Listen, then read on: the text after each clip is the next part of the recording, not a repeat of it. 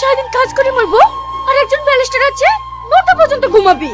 মহারানী হইছে, আমি রান্না করে করে দেব, আর ও বসে বসে গিলবে। কি এই তুই একা কাজ করিস?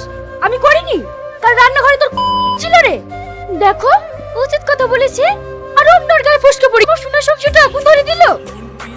আগুন আমি ধরাইনি রে, আগুন তুই ধরেছিস। আমার স্বামীটা যেদিন থেকে তোর হাতে পায়েস খেয়েছে, সেদিন থেকে আমাকে দেখতে পারে না। কি এমন গাছ খাইছে শুকুরবালাই জানে। তুই স্বামী কোথায় পেলি? তুই তো রেশে চুরি বসে আমার সংসারে ভাগ বসেছি। শুধু তোর স্বামী না রে, খাতা কলমে আমারও স্বামী। দেখ দেখ মেয়ে দেখেছি, তোর মতো বিছুতা একটাও দেখিনি। কি বললি? আমি বিছুতা? দেখাছি এই বিছুতা গায়ে ঠেকলে কেমন লাগে।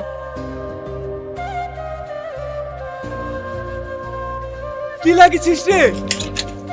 এই ছাড়, ছাড় বলছি, ছাড়। সাত সকালে কি লাগিছি? আমাকে একদিনও শান্তিতে থাকতে দিবি নি? ছেড়ে দাও, ছেড়ে দাও আমাকে। আগে আমি তেজ থামা। তুই শুধু আমাকেই মারবি, ওকে তো আর দেখতে পাবি নি। ওর উপর তো তোর বিরে দুধ উঠছে। তোর কিছু বলি রে? তুই আজ আই বাড়িতে, তোকে যদি আমি জানতে খবর না দিছি, আমার নামও আসেন না। একদিনও শান্তিতে থাকতে দিল না। এখন শান্তি খুঁজছ কেন? দুটো বিয়ে করার আগে তো ভাবনি? ঠিকই বলিস চাচা, ভুল তো আমি করেছি, আর সে ভুলে সাজাও পাচ্ছি। আবাজে লাইছে, আবাজে লাইছে। কি করছে আমার সোনারা?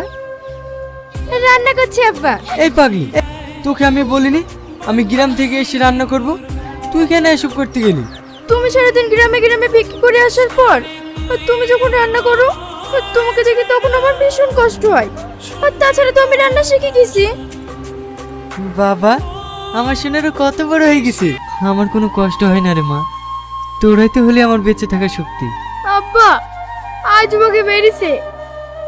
আমি তোদের বলিনি তোদের মা মারা গেছে? কেন বারবার মায়ের কথা বলিস?